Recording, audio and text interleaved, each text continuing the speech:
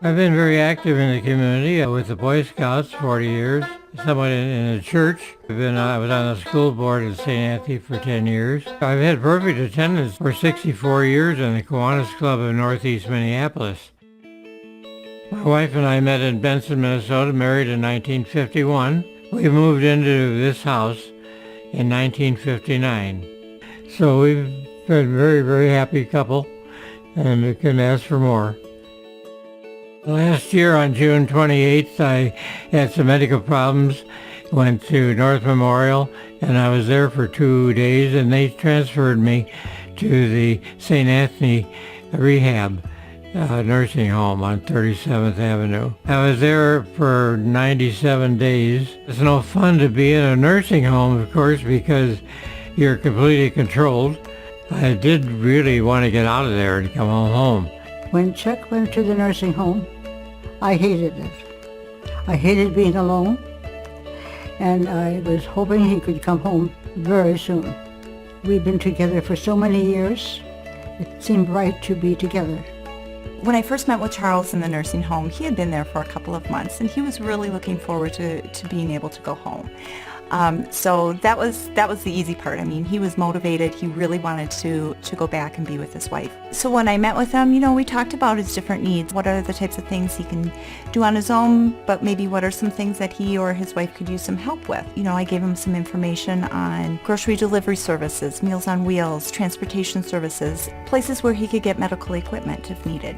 She found references for help. They take care of the yard, learning how to take a bath, for example, with new equipment I had put in, grab bars and so on. And so Pam has been a good connection between being in a nursing home and being independent. Charles came home. He was home for a short period of time. Unfortunately, he had to return to the nursing home. He had a fall at home.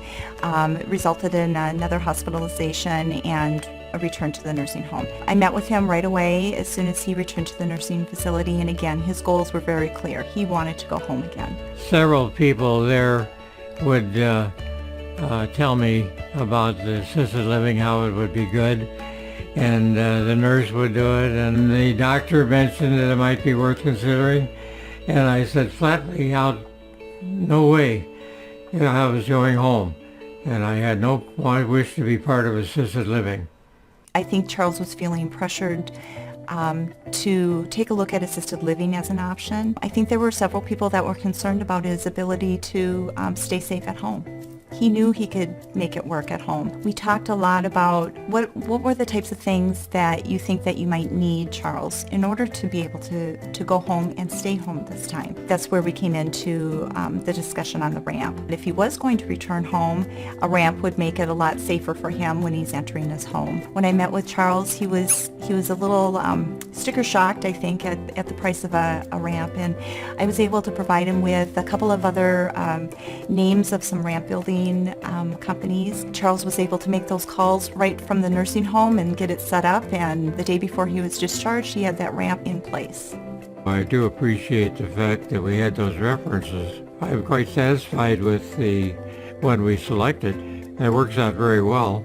One of the times when I was meeting with Charles, he expressed concern about his drug costs. What I did is I set him up with a Medicare specialist who called him, and he was able to get a different type of medication that was a little less expensive.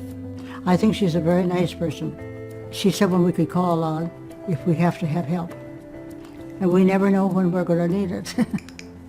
The return to community has been extremely helpful because, first of all, when you're in a nursing home, you're somewhat ignorant of the assets that are available. And that return to community is very helpful in alerting you to things you might possibly need. From a standpoint of a patient, return to community does fill a big void. And I appreciate very much what they've done.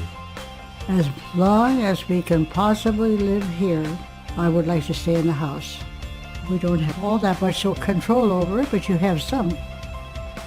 Not everyone is going to be as confident standing up for themselves that I do want to go home. I don't want to leave this house that I've lived in for the last 50 years. So to come in and to be an advocate for someone who might not have that voice, I think it's a great opportunity for those of us that are community living specialists that we're able to touch so many people's lives.